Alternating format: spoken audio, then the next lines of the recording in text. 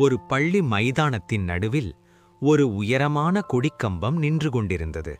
அதில் தினமும் காலை மெதுவாக அழகாக நம் மூவர்ணக் கொடி பறக்கும்.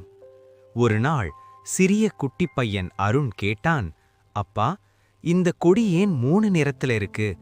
அப்பா சிரித்துக்கொண்டே சொன்னார், கேள் அருண், இந்த கொடி ஒரு கதை சொல்லுது.